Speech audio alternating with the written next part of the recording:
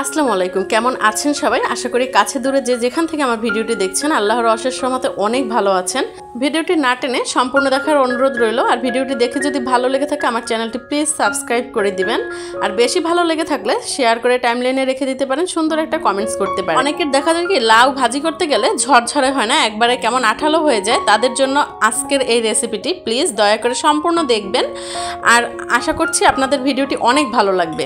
তো এখানে হচ্ছে সয়াবিন তেল দিয়ে দিলাম, হাফ চামচের মতো গোটা জিরা, 2টা হচ্ছে শুকনা মরিচ ছোট করে কেটে দিয়েছি, আর 2টা কাঁচা মরিচ, এখানে হচ্ছে 4টা হচ্ছে রসুনের কোয়া, আর হচ্ছে পরিমাণ মতো পেঁয়াজ, সেগুলো কুচি করে দিয়েছি। দিয়ে এখন হালকা করে একটু ভেজে নিচ্ছি।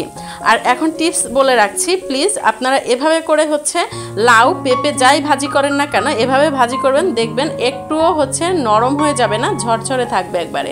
এখানে লাউ কুচি করে নিয়েছি। লাউটা কাটার আগে অবশ্যই ধুয়ে তারপরে কুচি করে নেবেন।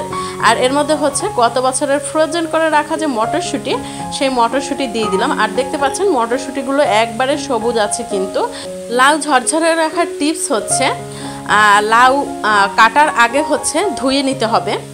আর প্লাস হচ্ছে লাউ যখন কুচি করবেন তারপরে হচ্ছে লবণ মাখিয়ে 20 মিনিটের মতো রেখে দিলে লাউয়ের মধ্যে যতটুকু পানি থাকে সব বের হয়ে আসে।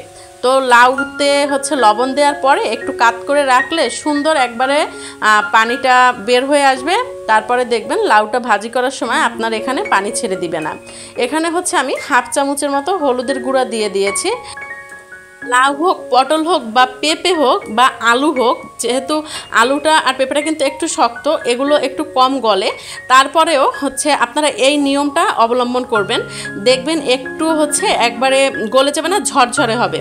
তো আমি কিন্তু এখন পর্যন্ত কোনো রকমের ঢাকনা ব্যবহার করিনি। দেখতে পাচ্ছেন লাউয়ের মধ্যে যতটুকু পানি ছিল তাও কিন্তু একবারে শুকিয়ে গেছে, আর তেল বের হয়ে আসছে। দেখতে পাচ্ছেন নিচ থেকে, নিচে কোনো ফ্রাই প্যানে কোনো পানিই কিন্তু এখানে এখন আর অবশিষ্ট নেই। তো এরকম আস্তে আস্তে করে নেড়ে চেড়ে দিতে হবে যাতে যতটুকু পানি আছে ততটুকু বের হয়ে যায়। বেগুন কিন্তু অনেক নরম একটা সবজি, তারপর হচ্ছে বেগুন যদি আপনারা এই নিয়মে মানে ভাজি করেন দেখবেন একটুও গলে যাবে না, ভেঙে যাবে না। কারণ হচ্ছে কি দেখা যায় বেগুনের মধ্যে কিন্তু লবণ ইউজ করা যাবে না, কারণ হচ্ছে তাহলে একবারে নরম হয়ে যাবে। যখন এরকম ভাজা ঝরঝরাবে তারপরে হচ্ছে লবণ দিতে হবে। এই হচ্ছে অবস্থা। আমি কিন্তু এখনও এখানে লবণ অ্যাড করিনি, কারণ লবণটা যদি আগে দিতাম তাহলে কিন্তু পানি ছেড়ে দিত আরও। তো এখানে অল্প একটু পরিমাণে লবণ দিয়ে দিয়েছি, যেহেতু আমি লবণ দিয়ে এটাকে ভালো করে মাখিয়ে রেখেছিলাম, যার কারণে পানিটা বের হয়ে গেছে। তো লবণ বেশি হয়ে যেতে পারে, যার কারণে একবারে খুবই কম পরিমাণে লবণ আমি এখানে অ্যাড করেছি, যতটুকু দরকার ততটুকু। আর এর মধ্যে কিন্তু মটরশুঁটিও এভাবে আস্তে আস্তে সিদ্ধ হয়ে যাবে।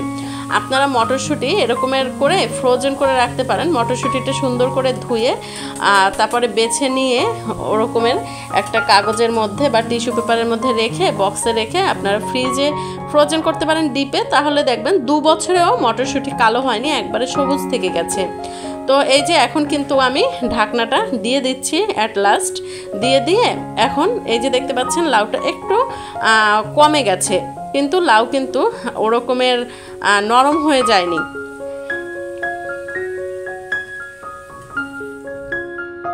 আর এই যে দেখতে পাচ্ছেন লাউয়ের কালারটাও যেরকম সুন্দর আসছে, খেতেও কিন্তু অসাধারণ। আপনারা এভাবে বাসায় ট্রাই করবেন। এইভাবে ভাজি করলে কিন্তু রুটি, পরাটা বা ভাতের সাথেও খুব ভালো লাগে। তো আমার কিন্তু রান্না কমপ্লিট হয়ে গেছে। আমার ভিডিওটি ভালো লাগলে প্লিজ আমার চ্যানেলটি সাবস্ক্রাইব করে দিবেন, সুন্দর একটা কমেন্টস করে দিবেন।